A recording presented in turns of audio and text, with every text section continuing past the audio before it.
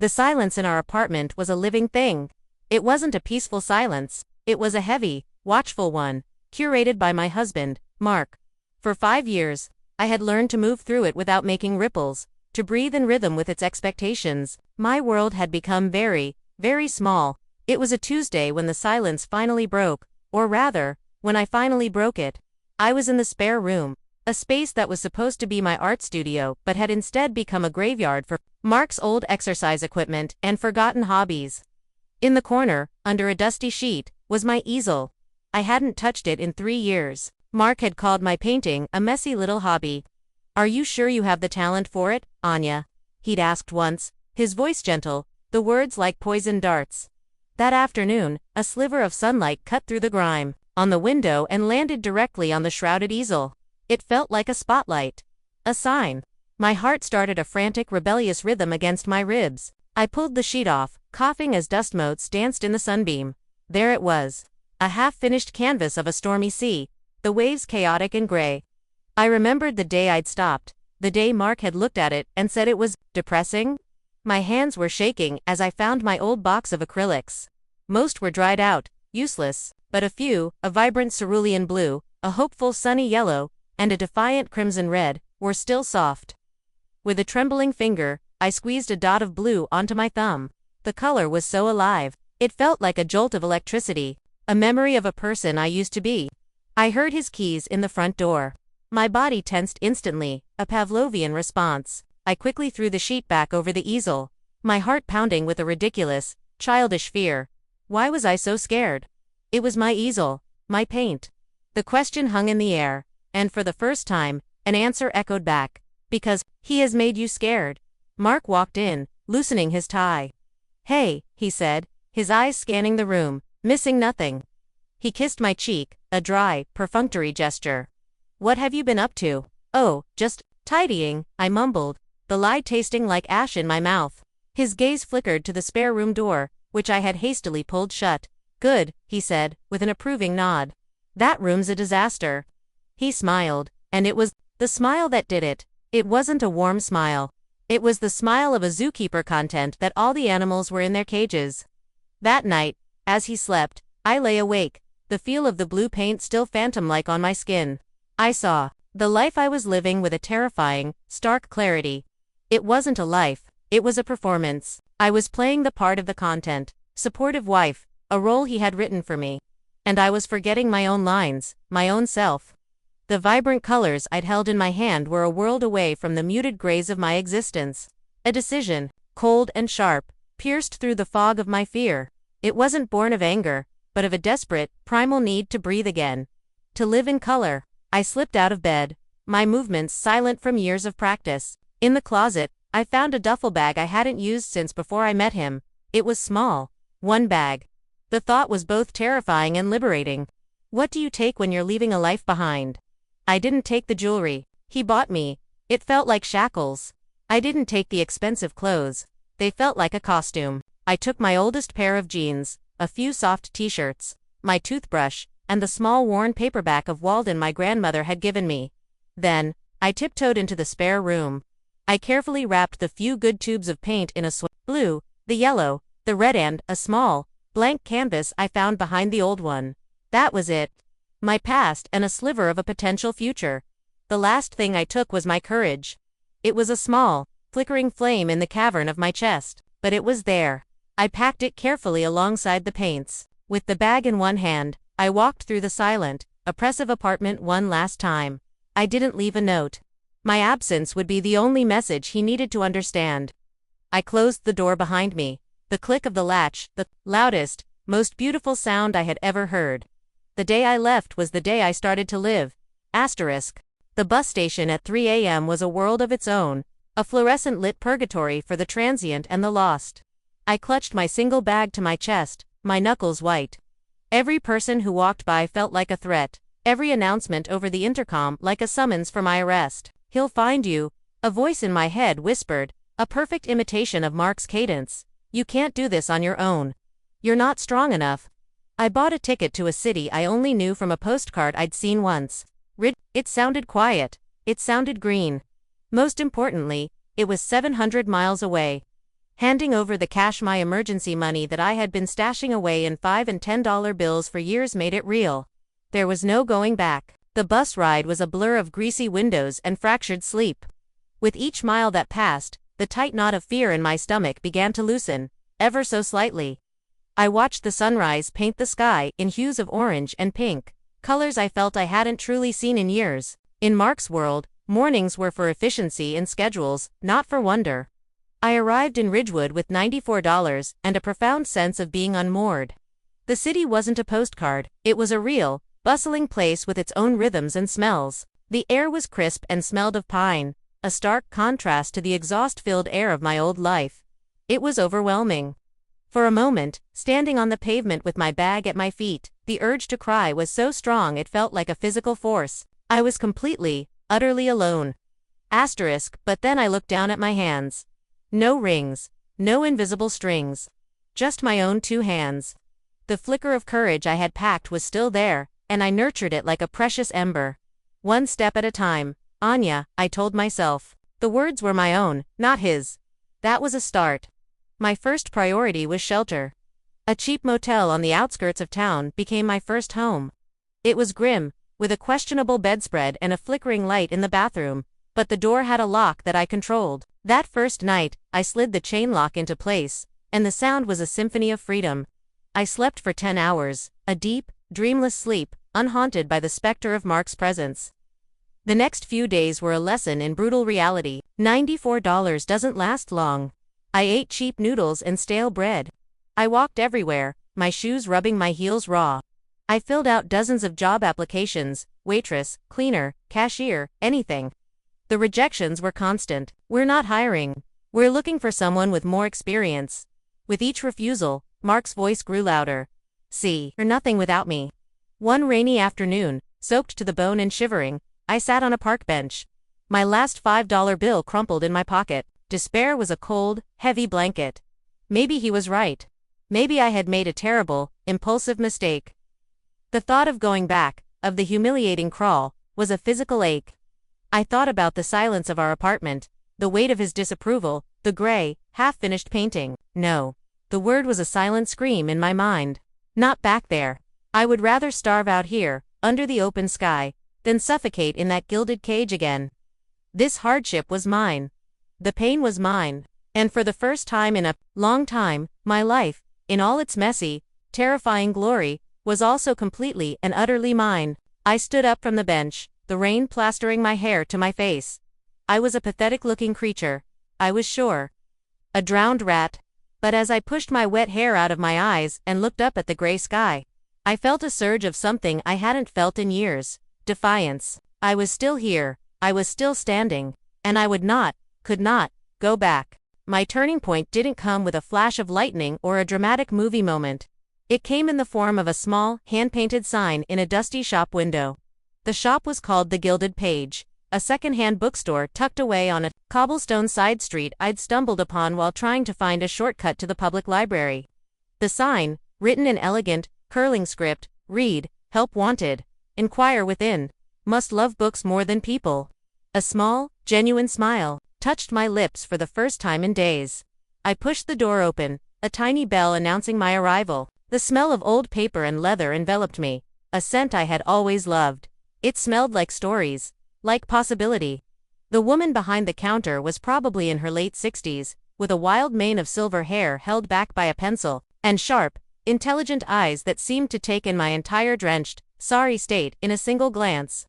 "If you're here to sell," she said, her voice raspy but not unkind, "I don't buy water-damaged goods." "No," I said, my voice barely a squeak. I cleared my throat. "No, I saw the sign." She raised a skeptical eyebrow. "You love books more than people." I thought of Mark, of his clients, of the endless soulless dinner parties. "On most days," I replied, the honesty of it surprising me.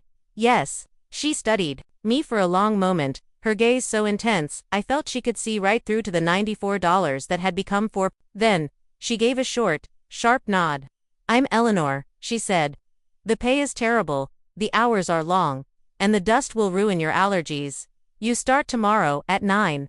I was so stunned I could only nod. "I'm Anya," I managed to say. "Thank you." Thank you. Don't thank me yet, she grumbled, but I saw the corner of her mouth twitch. Just don't be late. Working at the Gilded Page was a balm to my frayed soul. My days were spent sorting through towering stacks of books, breathing in their history, running my fingers over worn covers. Eleanor was a formidable boss, cranky, demanding, and brutally honest, but beneath the gruff exterior was a deep well of quiet kindness.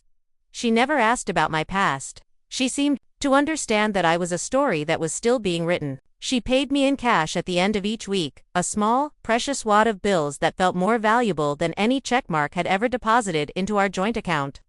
With my second week's pay, I moved out of the grimy motel and into a tiny, attic room I found for rent above a bakery. It was small, with slanted ceilings and a single window that overlooked the rooftops. But it was clean and bright, and it was mine. The best part was the smell. Every morning, I woke up to the heavenly scent of fresh bread and cinnamon. It was the smell of comfort, of simple, honest work. It was the opposite of the sterile, chemical lemon scent Mark had insisted our cleaners use. One evening, after a long shift, I came back to my little room and felt a familiar pull. I dug out the small, blank canvas and the 3 tubes of paint I had carried with me for 700 miles. The courage I had packed was no longer a flicker. It was a steady, warm flame. My fear of the blank canvas, a fear instilled by years of belittling comments, was gone. I didn't have an easel, so I propped the canvas against a stack of books on the floor. I didn't have a palette, so I used a chipped saucer from the second-hand store. I sat on the floor of my tiny attic room, the scent of baking bread in the air, and I began to paint. I didn't try to paint a stormy, depressing sea. I painted the view from my window, a patchwork of rooftops under a twilight sky. I used the defiant red to paint the warm brick of the chimneys. I used the sunny yellow to capture the golden light of the windows beginning to glow in the dusk. And I used the cerulean blue, so vibrant and full of hope, to paint the vast, endless sky. The strokes were clumsy at first, my hand unsure. But then, a rhythm took over. The world outside my little window, my own breathing, the feel of the brush in my hand, it all faded away. There was only the canvas and the color, and for the first time in as long as I could remember, I felt a profound sense of peace. I was not creating a messy little hobby. I was creating a world. My world. Weeks turned into months. The harsh edges of my fear began to soften, worn down by the quiet routine of my new life. Waking to the smell of bread, walking the cobblestone streets to the bookstore, spending my days surrounded by stories, returning to my little attic room to paint. It was a simple existence, but it was rich in ways my old life never was.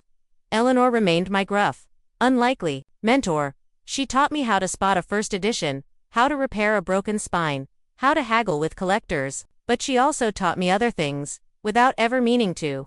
I watched her live her life entirely on her own terms, unapologetic and fiercely independent. She was a fortress of a woman, and I found myself borrowing her strength on days when my own felt thin.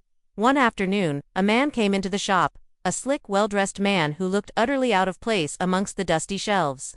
He was looking for a rare book on architectural history. As I helped him, he made a comment about the quaintness of the shop. His tone laced with a familiar, faint condescension that sent a shiver down my spine. It was the way Mark used to talk about my interests. "It's not quaint," I heard myself say, my voice firm and clear. "It's a sanctuary." The man looked taken aback, then gave a dismissive little laugh.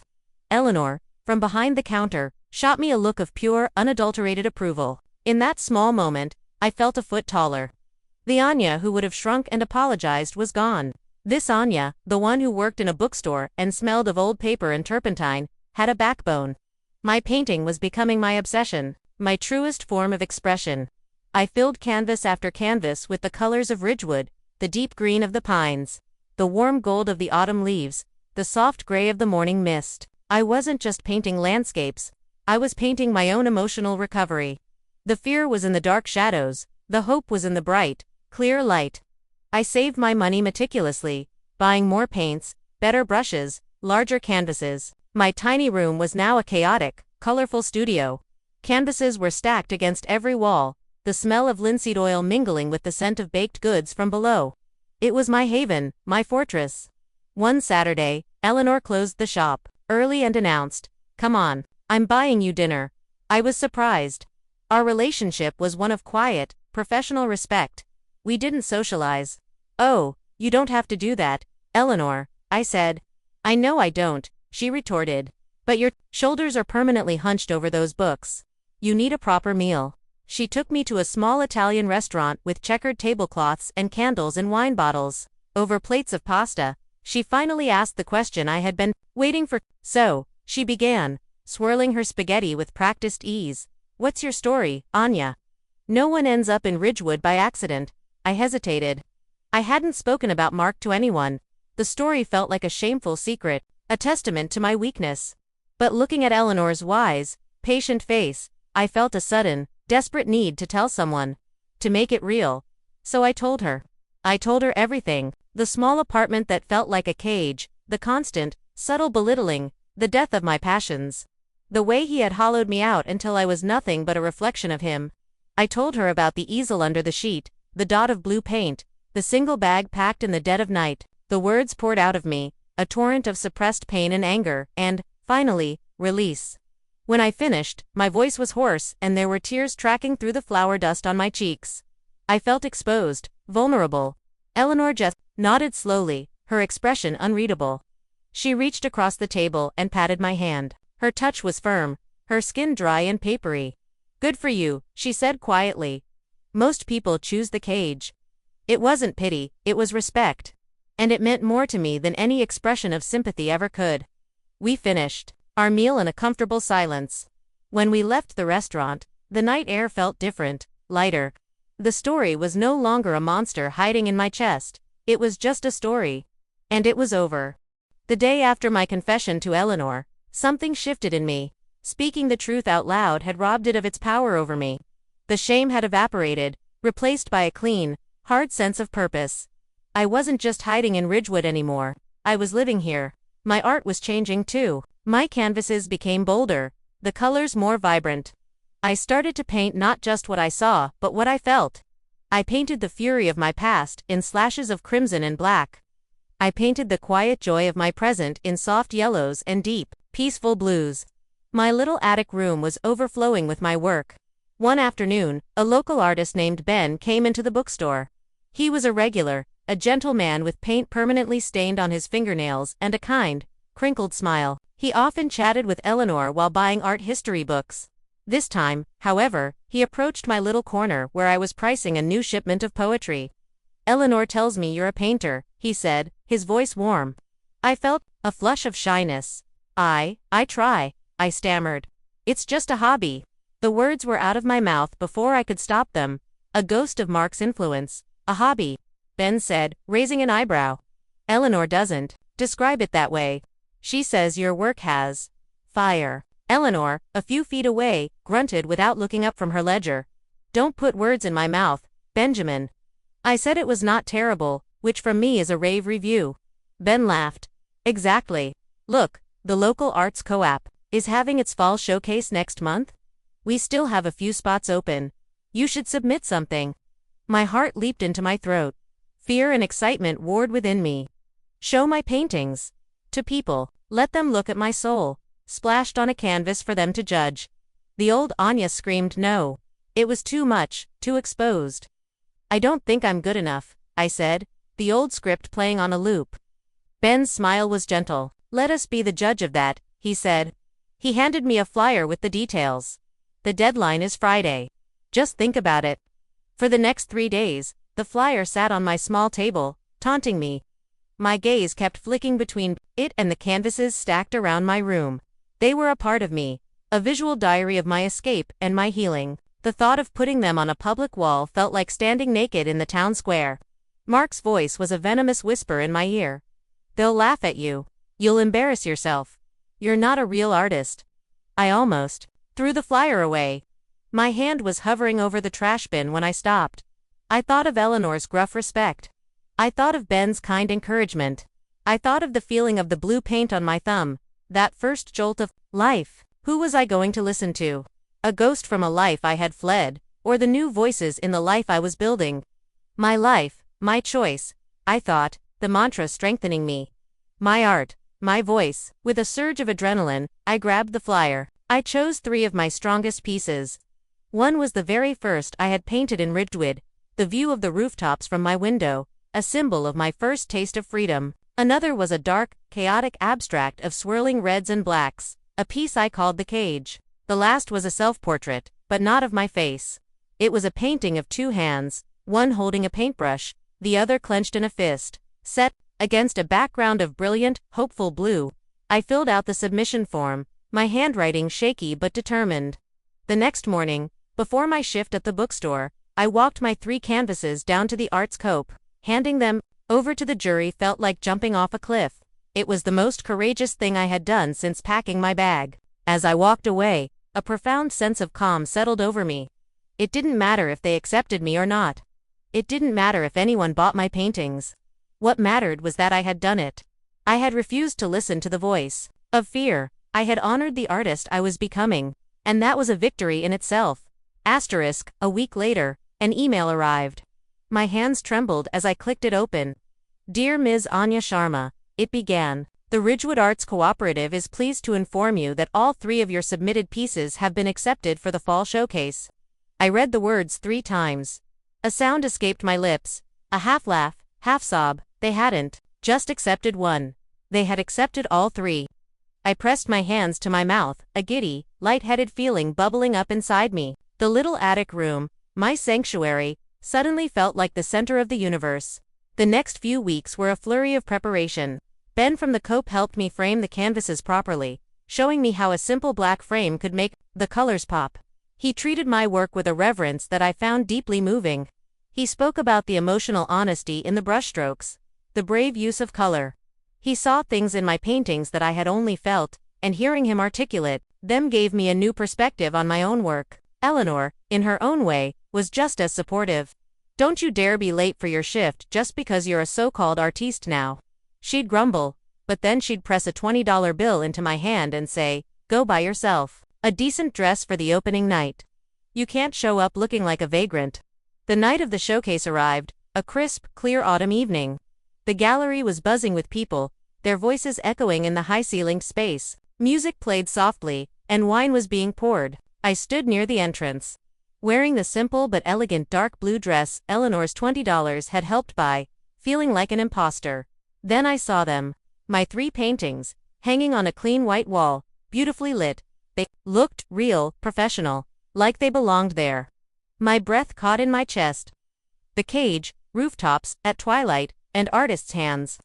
My journey, my story, right there for everyone to see. People would stop and look at them. They'd lean in close, then step back, their heads tilted. They'd murmur to each other. Every glance felt like a physical touch, and I had to resist the urge to run and hide. I clutched my glass of cheap white wine like a lifeline. These are powerful. A woman with a chic silver bob was standing beside me, looking at the cage. There's so much anger here, but it's not out of control. It's focused, it feels like a story. Thank you, I managed to whisper. Are you the artist? She asked, her eyes lighting up. I took a deep breath. Yes, I said, my voice clearer this time. Yes, I am. The woman, whose name was Clara, was a writer for the local paper. She asked me about my inspiration, about my technique. I found myself talking about color and emotion, about how painting had become my way of processing the world. I didn't tell her the specifics of my past, but I spoke the emotional truth of it. And she listened, her pen flying across her notepad. Later, Ben found me. You see, he said, his smile warm and genuine. I told you. He pointed toward my self-portrait. A small red dot was affixed to the wall label next to it. What's that? I asked, my heart beginning to hammer. That Anya, he said, his eyes twinkling, is a sold sticker. I stared at him, then at the red dot, then back at him. Sold? Someone bought my painting. They did indeed, he said, and there's been an inquiry about rooftops, too. I felt dizzy, like the floor was tilting beneath my feet. Someone had seen my work, my soul, and they hadn't just seen it, they had valued it. They had wanted to take it home, to make it a part of their life. The validation was so immense, so overwhelming, it almost hurt. The ghost of Mark's voice, the one that had whispered, "You have no talent," was silent. It had been vanquished, not by shouting, but by the quiet, undeniable evidence of a small red dot on a gallery wall. That night, I walked home. Under a sky full of stars, the cool air on my face. I didn't feel like an imposter anymore. I didn't feel like a refugee or an escapee. For the first time, I felt like Anya Sharma, an artist. It was a name I was finally, truly, beginning to own. The article came out the following Thursday. Clara had written a small but glowing piece about the showcase, highlighting several new artists. She called my work viscerally honest and described my use of color as a language all its own. Eleanor had bought 10 copies of the paper and left one open on the counter for me when I came in for my shift. "Don't let it go to your head," she said, trying to sound gruff, but I could see the pride in her eyes. "You still have to dust the history section." The showcase changed things. My other 2 paintings sold within the week. I suddenly had a small cushion of money in the bank, more than I had ever controlled on my own. It wasn't a fortune, but it was security. It was independence, earned with my own 2 hands and my own heart. More importantly, people knew who I was. Not just Anya, the quiet woman from the bookstore. I was Anya Sharma, the artist. People would come into the shop and ask about my work. Ben told me the Cope had a waiting list for my next pieces. Commissions started to trickle in, a request for a landscape, a portrait of a beloved pet, a large abstract for a new downtown office. I had to make a choice. I loved the quiet sanctuary of the gilded page, the smell of the books, cantankerous companionship. It had been my lifeboat. But my art was demanding more of me. More time, more energy, more space. My tiny attic room, once a haven, was now cramped and bursting at the seams with canvases and supplies. The decision was agonizing. I felt like I was betraying Eleanor, the woman who had given me a chance when I had nothing. I finally worked up the courage to talk to her one quiet afternoon. "Eleanor," I began, my hands twisting in my apron. "I need to give you my notice." She looked at me over the top of her reading glasses, her expression unreadable. "I see. It's not that I don't love it here," I rushed to explain. "You have no idea what this job, what you, have meant to me. You saved me, but the painting, it's becoming more than a hobby. It's becoming a living. And I can't do both anymore." She was silent for a long time, just looking at me. I prepared myself for her anger, for her disappointment. Instead, she closed her book, a definitive snap. "Well," she said, her voice raspy, "it's about damn time." I blinked, confused. "What, Anya?" she said, her gaze direct and unflinching. "I didn't hire you to be a clerk for the rest of your life. I hired you because I saw a flicker of something in a half-drowned girl who loved books.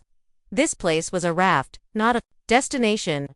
I'd be a terrible old woman if I was angry that you learned how to swim on your own." Tears welled in my eyes. "Oh, Eleanor. Enough of that," she sniffed, waving a dismissive hand, though her own eyes looked suspiciously bright. "Your last day is Friday. Now go on, get out of here. You have work to do. And don't you dare be a stranger." On my last day, she gifted me a beautiful, leather-bound sketchbook. Inside the front cover, she had written in her elegant script, "Tell your story." I left the gilded page not with a sense of loss, but with a heart full of gratitude. I was no longer escaping from something. I was moving toward something, toward a life I was building myself, one brushstroke at a time. My first act as a full-time artist was to find a proper studio. I used the money from my painting sales to rent a small, light-filled space on the second floor of an old warehouse building by the river. It was twice the size of my attic room, with huge industrial windows that flooded the space with natural light. It was dusty and raw, with exposed brick walls and scuffed wooden floors, but to me, it was a palace. Moving my supplies out of my little room was a bittersweet process. That attic had been my cocoon. This new studio was the sky. The day I set up my big easel, a sturdy, professional one I'd bought with my earnings in the center of the room, I felt a sense of arrival. This was real. This was my life. Being my own boss was both exhilarating and terrifying. There was no one to tell me what to do, no schedule but the one I set for myself. Some days, I was incredibly productive, painting for 10 hours straight, lost in the flow. Other days, I was paralyzed by self-doubt, pacing the studio, staring at a blank canvas, convinced I would never have another good idea. On those days, Mark's ghost would come to visit. A fluke, it would whisper. "Your little bit of luck is over. Now what will you do?" But now, I had tools to fight back. I would go for a walk by the river, visit Eleanor at the bookstore, or meet Ben for coffee. I learned that inspiration wasn't a magical lightning strike. It was a muscle that needed to be exercised. I filled the sketchbook Eleanor had given me with drawings, ideas, and observations. I learned to push through the fear and just put paint on the canvas, even if it was terrible. Sometimes the worst starts led to the most surprising breakthroughs. My work continued to evolve. I started a series of large-scale abstracts inspired by my emotional journey. I called the series Metamorphosis. Each painting was a riot of color and texture, capturing a different stage of my transformation: the suffocating grays of my old life, the explosive, chaotic colors of my escape, the deep, peaceful blues and greens of my healing, and the brilliant, sun-drenched yellows of my newfound joy. Ben helped me schedule my first solo exhibition at the Co-op Gallery. The thought of filling an entire gallery with just my work was daunting. The pressure was immense. But it was also a powerful motivator. I worked with a focus and intensity I had never known before. My studio was my world. I lived and breathed paint. During this time, I grew closer to Ben.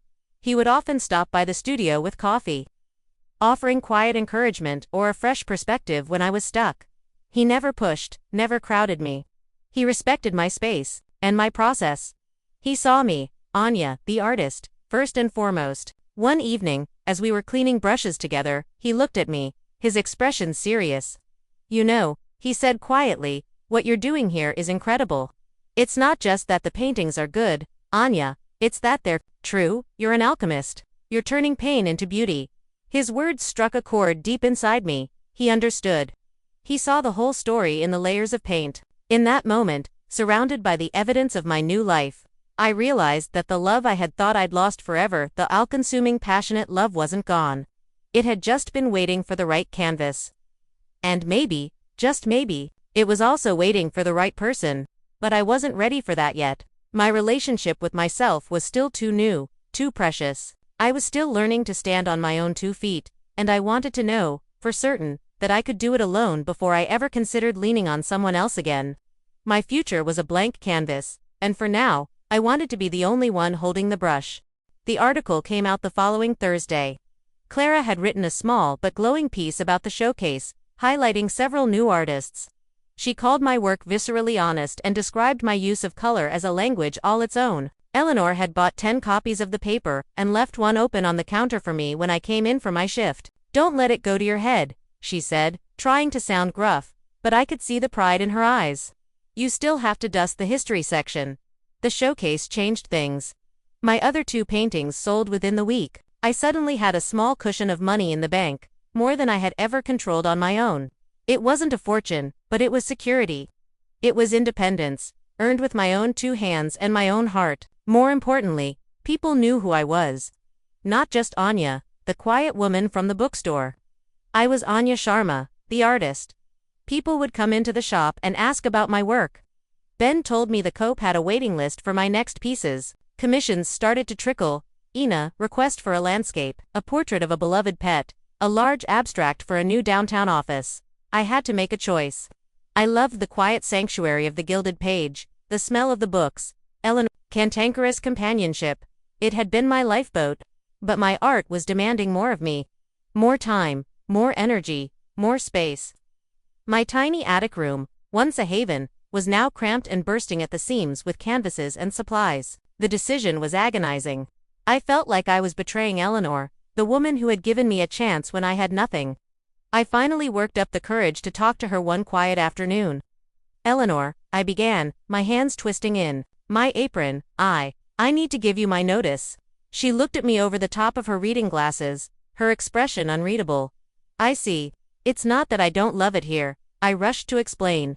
"You have no idea what this job, what you have meant to me. You saved me. But the painting, it's becoming more than a hobby. It's becoming a living, and I can't do both anymore." She was silent for a long time, just looking at me. I prepared myself for her anger, for her disappointment. Instead, she closed her book, a definitive snap. "Well," she said, her voice raspy, "it's about damn time." I blinked, confused. "What?" "Anya," she said, her gaze direct and unflinching. "I didn't hire you to be a clerk for the rest of your life. I hired you because I saw a flicker of something in a half-drowned girl who loved books. This place was a raft, not a destination. I'd be a terrible old woman if I was angry that you learned how to swim on your own. Tears welled in my eyes. Oh, Eleanor. Enough of that, she sniffed, waving a dismissive hand, though her own eyes looked suspiciously bright. Your last day is Friday. Now go on, get out of here, you have work to do. And don't you dare be a stranger. On my last day, she gifted me a beautiful, leather-bound sketchbook. Inside the front cover, she had written in her elegant script, "Tell your story." I left the gilded page, not with a sense of loss, but with a heart full of gratitude. I was no longer escaping from something, I was moving toward something, toward a life I was building myself, one brushstroke at a time. My first act as a full-time artist was to find a proper studio. I used the money from my painting sales to rent a small, light-filled space on the second floor of an old warehouse building by the river. It was twice the size of my attic room, with huge industrial windows that flooded the space with natural light. It was dusty and raw, with exposed brick walls and scuffed wooden floors, but to me, it was a palace. Moving my supplies out of my little room was a bittersweet process. That attic had been my cocoon. This new studio was the sky. The day I set up my big easel, a sturdy, professional one I'd bought with my earnings, in the center of the room, I felt a sense of arrival. This was real. This was my life. Being my own boss was both exhilarating and terrifying. There was no one to tell me what to do, no schedule but the one I set for myself. Some days, I was incredibly productive, painting for 10 hours straight, lost in the flow. Other days, I was paralyzed by self-doubt, pacing the studio, staring at a blank canvas, convinced I would never have another good idea. On those days, Mark's ghost would come to visit. A fluke, it would whisper. Your little bit of luck is over. Now what will you do? But now, I had tools to fight back. I would go for a walk by the river, visit Eleanor at the bookstore, or meet Ben for coffee. I learned that inspiration wasn't a magical lightning strike. It was a muscle that needed to be exercised. I filled the sketchbook Eleanor had given me with drawings, ideas, and observations. I learned to push through the fear and just put paint on the canvas, even if it was terrible. Sometimes the worst starts led to the most surprising breakthroughs. My work continued to evolve. I started a series of large-scale abstracts inspired by my emotional journey. I called the series Metamorphosis. Each painting was a riot of color and texture, capturing a different stage of my transformation, the suffocating grays of my old life, the explosive, chaotic colors of my escape, the deep, peaceful blues and greens of my healing, and the brilliant, sun-drenched yellows of my newfound joy. Ben helped me schedule my first solo exhibition at the Cope Gallery. The thought of filling an entire gallery with just my work was daunting. The pressure was immense, but it was also a powerful motivator. I worked with a focus and intensity I had never known before. My studio was my world. I lived and breathed paint. During this time, I grew closer to Ben. He would often stop by the studio with coffee, offering quiet encouragement or a fresh perspective when I was stuck. He never pushed, never crowded me. He respected my space and my process. He saw me, Anya, the artist, first and foremost. One evening, as we were cleaning brushes together, he looked at me, his expression serious. "You know," he said quietly, "what you're doing here is incredible. It's not just that the paintings are good, Anya. It's that they're true. You're an alchemist. You're turning pain into beauty." His words struck a chord deep inside me. He understood. He saw the whole story in the layers of paint. In that moment, surrounded by the evidence of my new life, I realized that the love I had thought I'd lost forever, the all-consuming passionate love, wasn't gone. It had just been waiting for the right canvas. And maybe, just maybe, it was also waiting for the right person. But I wasn't ready for that yet. My relationship with myself was still too new, too precious. I was still learning to stand on my own 2 feet, and I wanted to know, for certain, that I could do it alone before I ever considered leaning on someone else again. My future was a blank canvas, and for now, I wanted to be the only one holding the brush. The opening night of my solo exhibition, Metamorphosis, was a world away from my nervous debut at the group showcase. This time, I didn't hover by the door, clutching a glass of wine. I stood in the center of the gallery, surrounded by my work, and I felt proud. The room was filled with my voice, shouting in color from every wall. Eleanor was there, of course, looking uncharacteristically pleased as she navigated the crowd. She stopped in front of a particularly large, vibrant canvas, a swirl of gold, yellow, and white, I had titled Uncaged. Well, she said, peering at it over her glasses.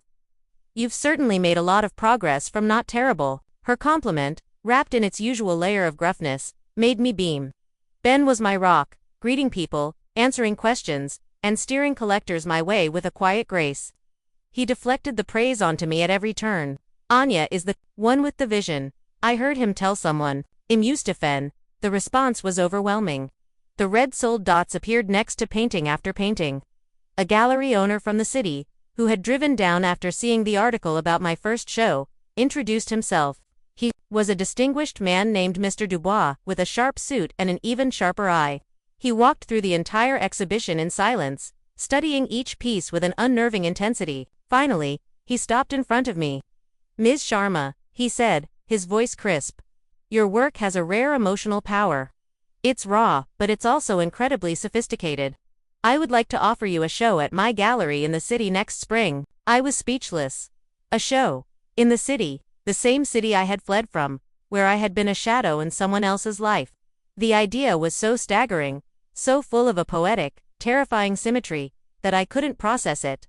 I don't know what to say, I stammered. Say yes, Mr. Dubois said, a faint smile on his lips. My gallery has a long waiting list. I don't make offers like this lightly. The thought of returning to that city, even for an art show, sent a jolt of the old fear through me. It was the belly of the beast. Mark was there. The ghosts of my past were there. Could I handle it? Was I strong enough to face that world again, not as a victim, but as a victor? I looked around the gallery. I saw my work, my story, my strength, reflected back at me. I saw Eleanor, my gruff fairy godmother. I saw Ben, my kind and steadfast friend. This was my present.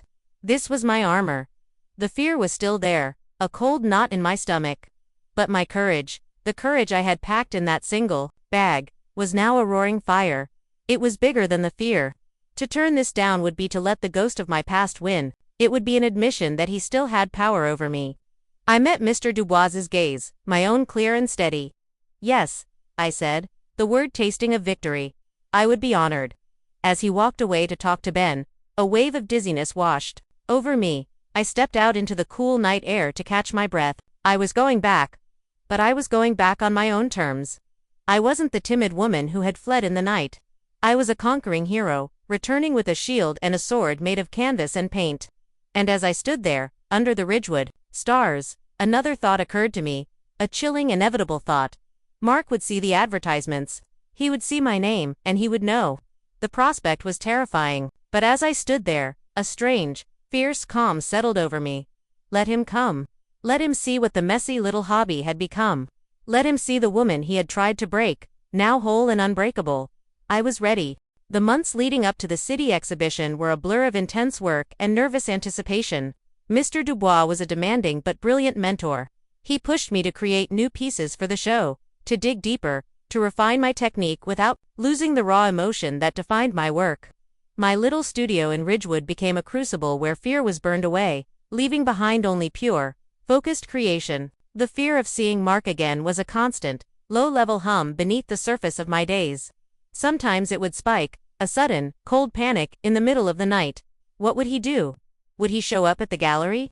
Would he try to contact me? Would he try to ruin this for me? I had nightmares of him laughing at my paintings. Of him telling everyone I was a fraud, his voice echoing through a crowded gallery. I confided in Eleanor one afternoon over tea. He's a ghost, Anya, she said, her voice firm. He only has the power you give him. You left him in the dark. Don't let him step into your light now. Her words became my mantra. I poured all my anxiety, all my fear, and all my defiant strength into my new work.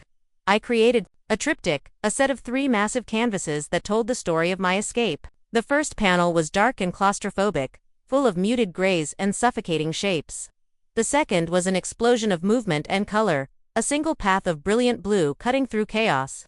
The third was a vast expanse of light, of peace, of sunrise yellows and soft, hopeful whites. I called it the long walk home. The day came to transport the art to the city.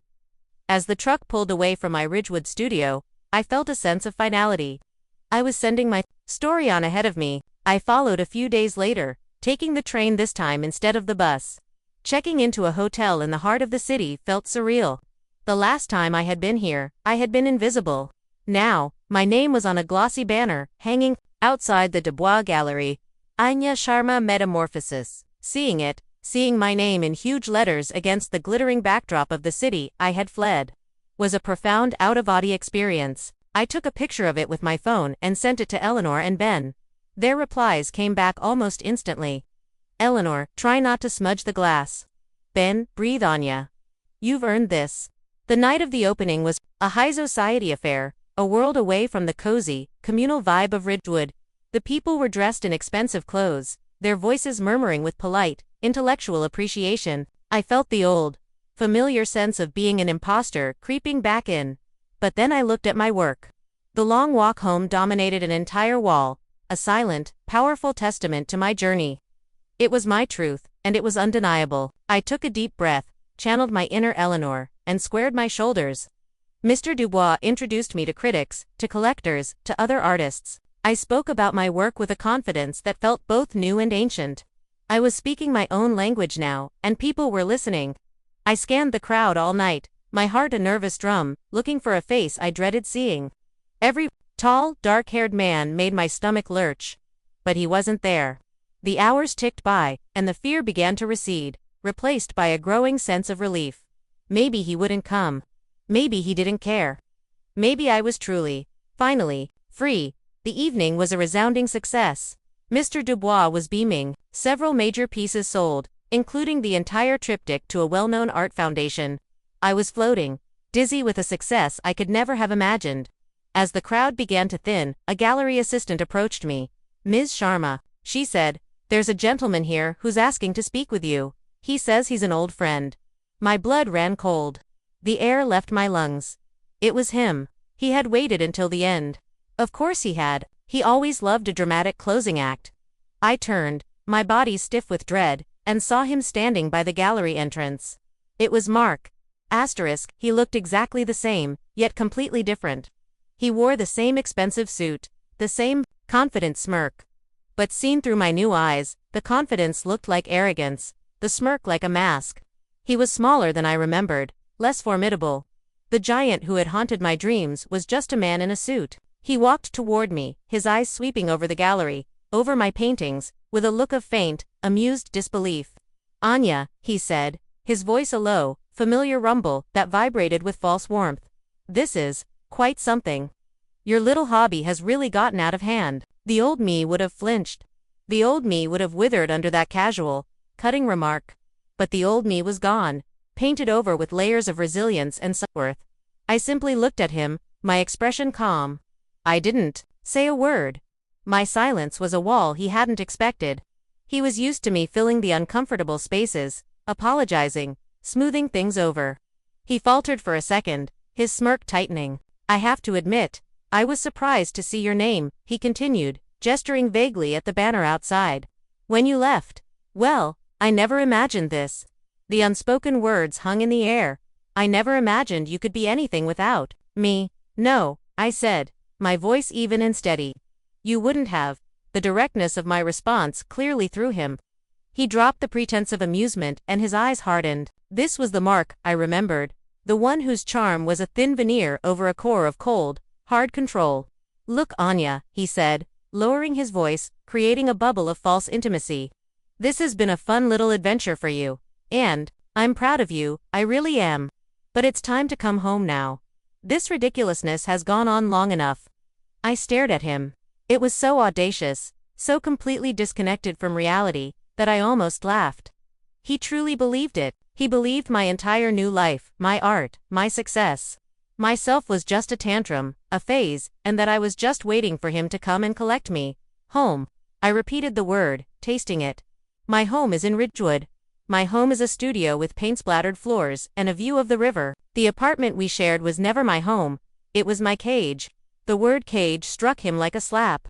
His face darkened. Don't be so dramatic, he hissed. I gave you everything. You gave me things, Mark. I corrected him, my voice rising in strength with every word. You gave me clothes and jewelry and a beautiful apartment. But you took my confidence. You took my voice.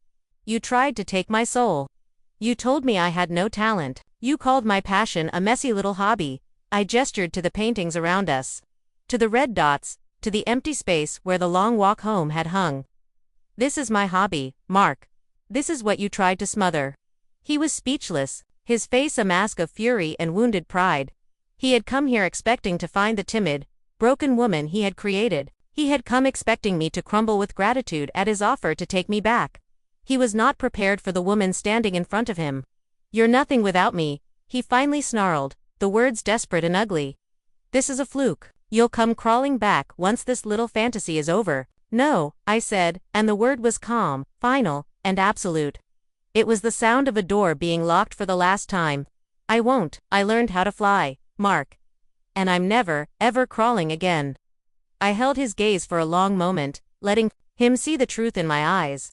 There was no anger left in me, no fear. There was only a vast, empty space where he used to be, now filled with a quiet, unshakable peace. Then I did something the old Anya would never have dared to do. I turned my back on him. I turned my back on him and walked away, Mr. Dubois and the last remaining guests, leaving him standing alone in the middle of my triumph. The ghost was exorcised. The cage was dismantled. I was free. Walking away from Mark was like taking the first breath of clean air after years in a smoke-filled room. It was cleansing. Final. I didn't look back. I didn't need to.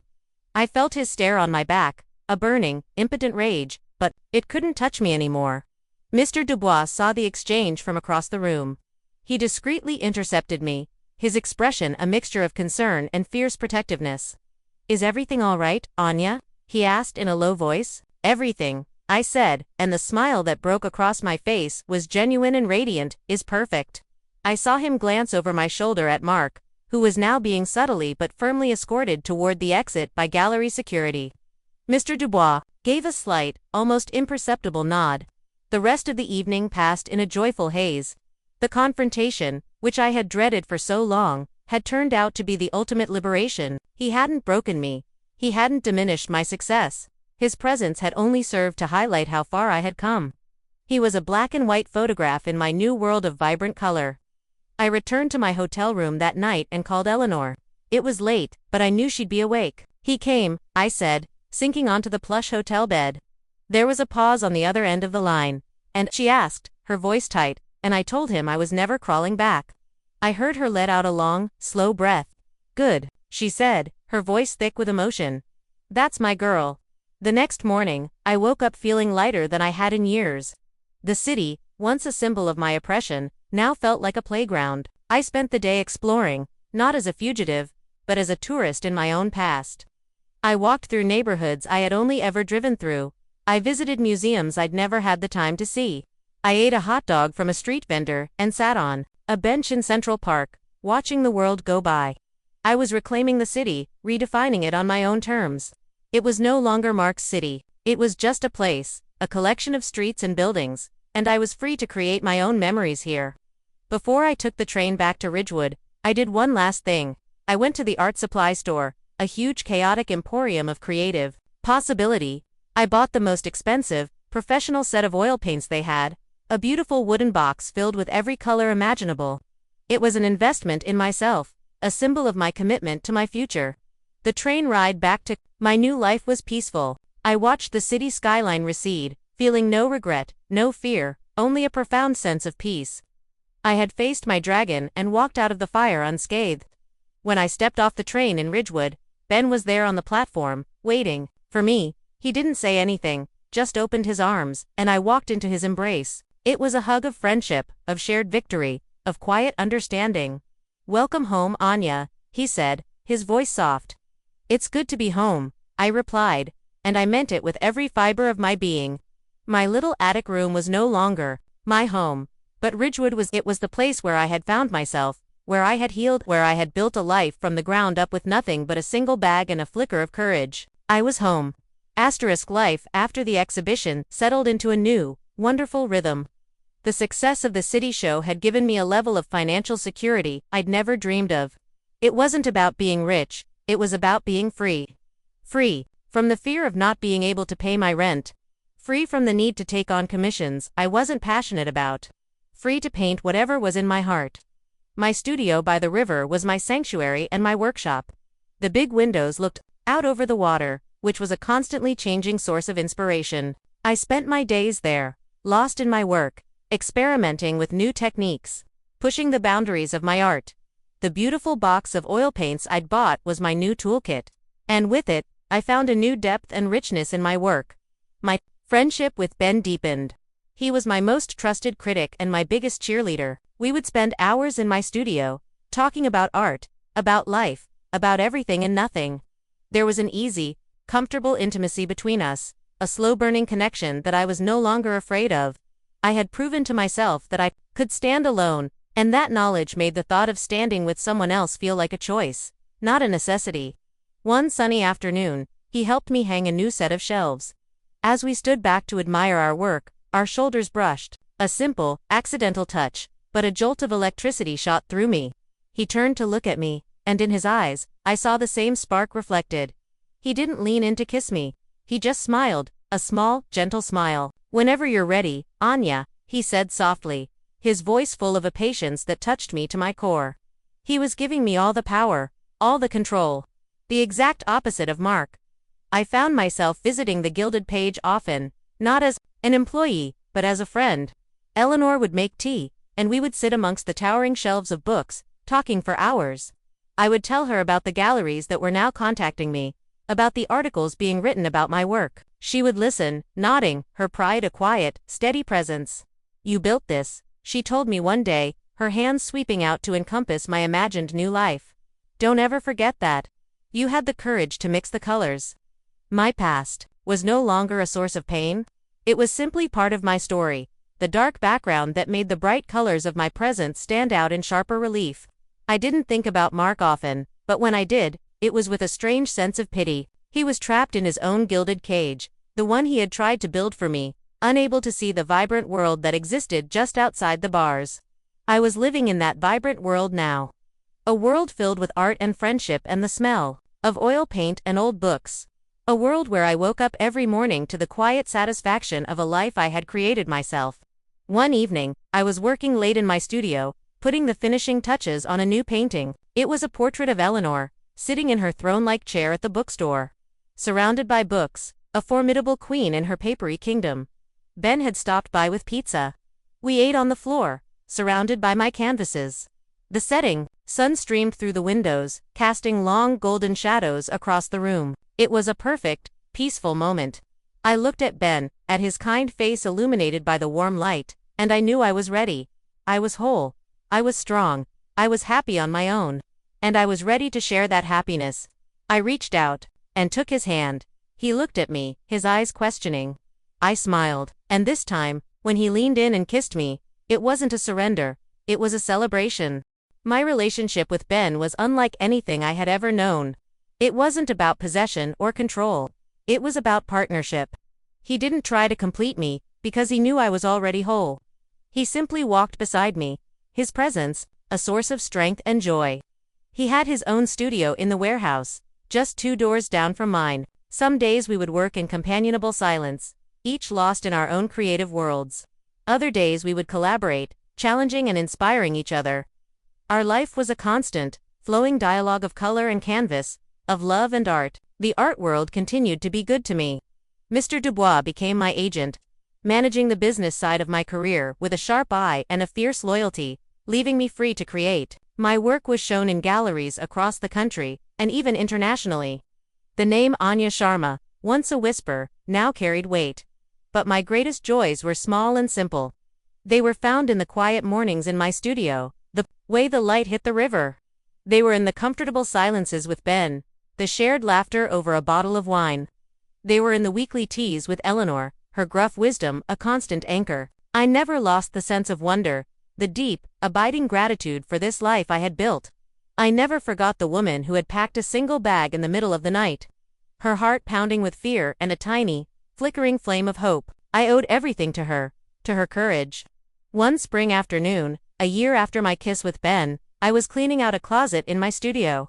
In the back, I found it, the old battered duffel bag I had carried with me to Ridgewood. I hadn't seen it in years. I unzipped it. Inside were the few meager possessions I had started my new life with, the worn copy of Walden, the old t-shirts, and at the bottom, wrapped in a now stiff sweater, were the 3 tubes of paint. The defiant red, the sunny yellow, and the hopeful cerulean blue. I held the tubes in my hand, the weight of them feeling both heavy and light. They were like relics from another lifetime. They were the seeds from which my entire world had grown. An idea sparked in my mind. I took out a small, fresh canvas. I propped it up on my easel, and using only those 3 original colors, I began to paint. I didn't paint a landscape or a portrait. I painted an abstract, a feeling. I painted the terror of the escape, the thrill of freedom, the pain of the past, and the brilliant, blinding hope of the future. I poured every ounce of my journey onto that small canvas, using only the 3 colors that had started it all. When it was finished, I knew it was one of the most important pieces I had ever created. It was a tribute, a thank you, a full circle. That evening, Ben came into the studio and saw it sitting on the easel. He stood before it for a long time, his expression full of emotion. "It's the whole story, isn't it?" he said softly. "Yes," I replied, my voice thick. "It's everything." He wrapped his arms around me from behind, and we stood there together, looking at the painting. The setting sun filled the studio with golden light, illuminating the canvas, making the colors glow with an inner fire. It was the color of courage. The color of a life reclaimed. A few weeks later, the painting, which I had titled One Bag, was hanging in a place of honor in my studio. A museum curator had offered a staggering sum for it, but I had politely declined. It was the one piece that was not for sale. It was my compass, my origin story. One morning, an official-looking envelope arrived. It was from the prestigious National Endowment for the Arts.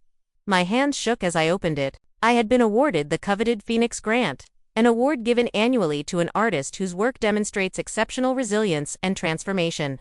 The award came with a significant monetary prize and a feature exhibition at the National Gallery. It was the highest honor of my career. I read the letter, and the words that stood out were from a juror's comment. Ms. Sharma does not simply paint on a canvas. She paints with her own reclaimed soul. Her work is a testament to the indestructible nature of the human spirit. I sat down, the letter trembling in my hand. I thought of Mark's voice saying, "Are you sure you have the talent for it, Anya?"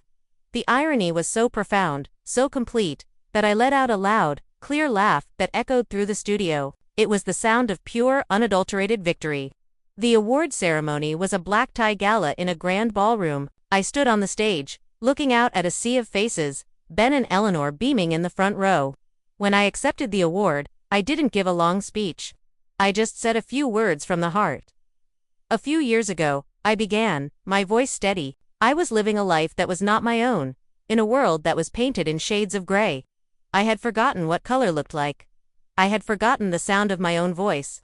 I left that life with one small bag.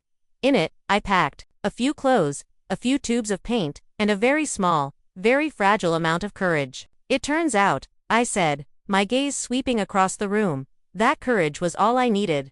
This award is not just for me. It's for anyone who has ever felt trapped in the gray. It's for anyone who has ever been told their passion is a silly hobby, that their voice doesn't matter. Find your colors. Pack your courage. It's the only thing you'll ever truly need. The applause was thunderous. As I walked off the stage, my heart was so full it felt like it might burst. I had done it. The girl who had fled in the night was gone forever. In her place stood a woman who had found her own light, her own voice, her own colors. Later, that night, Ben and I walked along the river, the city lights twinkling on the water. The air was cool and crisp, full of the promise of a new season. "So what's next, famous artist Anya Sharma?" he asked, squeezing my hand. I looked out at the water, at the endless, flowing current. "I don't know," I said truthfully. "More painting, more learning, more living." I turned to him, my heart overflowing with a love and gratitude so immense it was breathtaking. "My life used to be a half-finished canvas of a stormy, depressing sea," I told him. "And now it's a masterpiece, and it's not finished yet. There are so many more colors to add." And as we stood there, under the vast, starlit sky, I knew that was the truth. My future was a blank canvas, bright and full of infinite possibility. And I couldn't wait to paint it.